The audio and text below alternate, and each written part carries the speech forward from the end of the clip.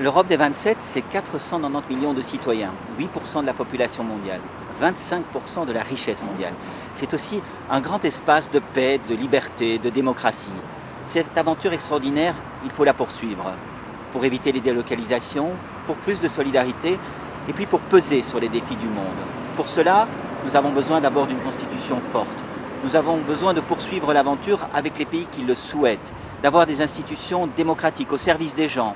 Un Parlement européen, par exemple, qui soit plus associé à la décision européenne, un ministre des Affaires étrangères européen. L'Europe en panne, ça peut changer.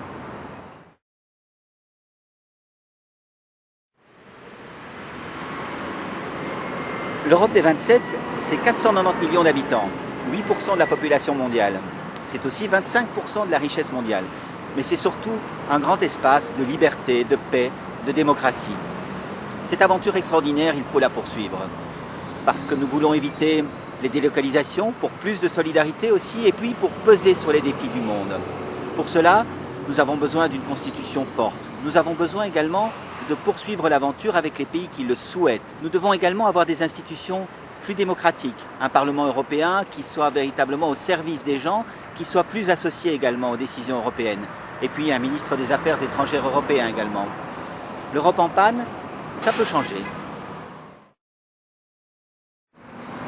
L'Europe des 27, c'est 490 millions de citoyens, 8% de la population mondiale, 25% de la richesse mondiale, mais c'est surtout un grand espace de paix, de liberté, de démocratie.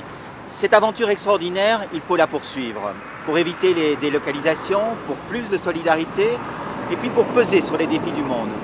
Pour cela, nous avons d'abord besoin d'une constitution forte, de poursuivre le chemin avec ceux qui le souhaitent, avec les États qui le veulent bien. Et puis nous avons besoin d'institutions plus démocratiques, d'un Parlement européen au service des gens, qui soit plus efficace, plus associé aux décisions importantes, un ministre des Affaires étrangères européen.